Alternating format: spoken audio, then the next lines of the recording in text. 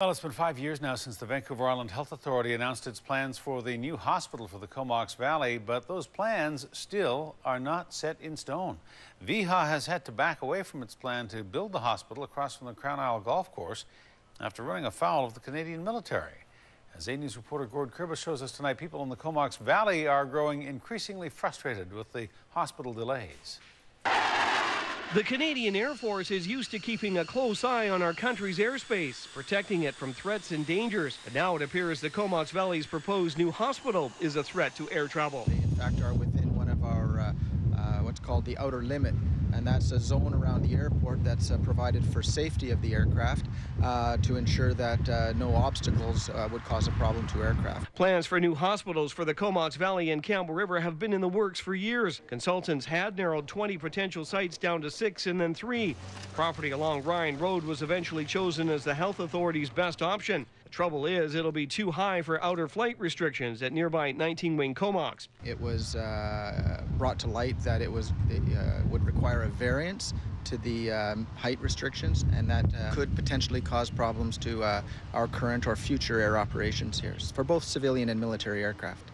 Learning now that there's a problem after VIHA already announced the site doesn't sit well with Cumberland Mayor Fred Bates. He's objected all along to the Ryan Road location. I can't for the life of me understand why you would name a site as the select site when you haven't cleared that site for all the things that would need to have building permits.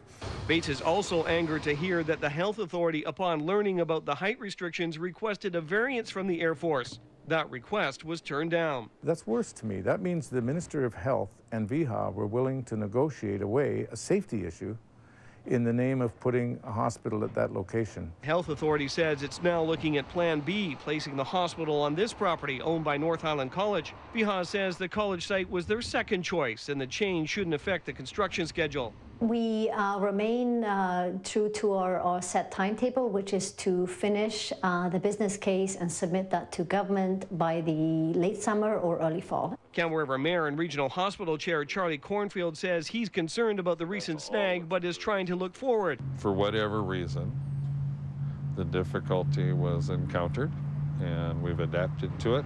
I'm not going to focus in on the problem. That's counterproductive. We've got to focus on the future and moving forward. The Health Authority says talks with the college are going well. In Courtney, Gord Kurbis, A News.